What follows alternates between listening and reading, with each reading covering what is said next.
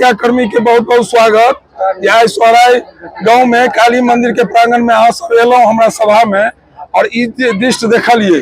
सभा में देखबे के लिए कि कम से कम 1000-1200 के संख्या में सभा में लोग उपस्थित थे। अब ई एहन सभा हमरा सबके पहले 500 करे के चले, अखन जे छे से 1000 के रूप में भ गेले है। वह केलौ है ओकर मूल्यांकन करे ला हमरा सबके चुनाव अभियान समिति के संयोजक सम्मानित हमर सबके बीच बिल्टू बाबू आयल छे, वो बतेता जे एकर उद्देश्य की छे।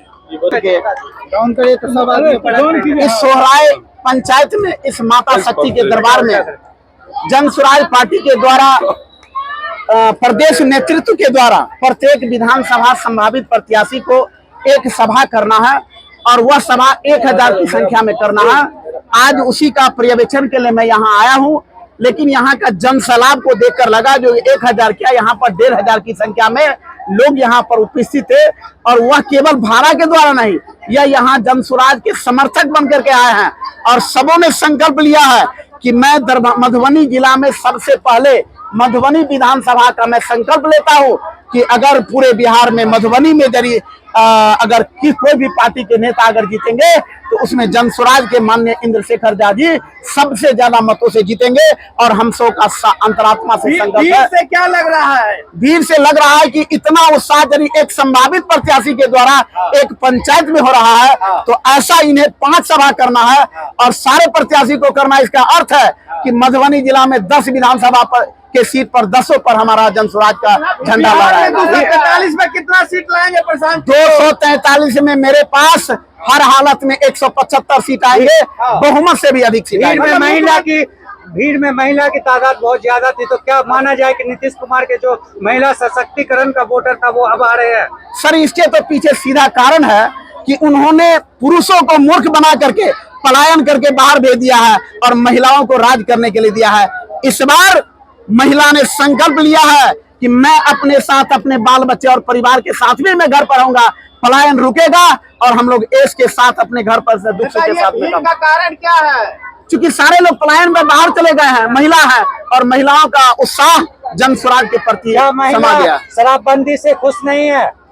उससे आप किसी भी महिला से पूछा जाए कि शराबबंदी क्या है बिहार में, कोई भी ऐसा महिला नहीं बोलेंगे जो बोलेंगे कि 100 रुपया की शराब 500 रुपया में अब उनके बेड पर पहुंचता है। तो बंदी कहाँ? पहले तो उस पर कंट्रोल होता था कि 100 रुपया के लिए उसको बाजार में जाना पड़ता था, अब तो उनको बंद कमरे में मिल रहा है। तो बंदी कहाँ? प्रशांत किशोर जी कहते हैं मेरा मुख्यमंत्री बनेगा तो 1 साल के अंदर हम 5 महीने में 1 साल के अंदर लोगों को बाहर नहीं जाना पड़ेगा। ये सही बात है क्या? सर, एकदम सही है। बिहार में जितनी भी टैक्स का पैसा जो बिहार को पलायन करके उसको गुजरात, महाराष्ट्र, बंबई, दिल्ली में भेजा जाता है, 4 महीना के बाद 1 रुपया भी आपको बाहर टैक्स के रूप में नहीं जाएगा। वो सारा पैसा आपको बिहार में रहेगा और बिहार में इतनी ज्यादा यहाँ का कार्यक्रम किया जाएगा जो बाहर के लोग निश्चित रूप में बिहार में आने के लिए मजबूर हो जाएंगे।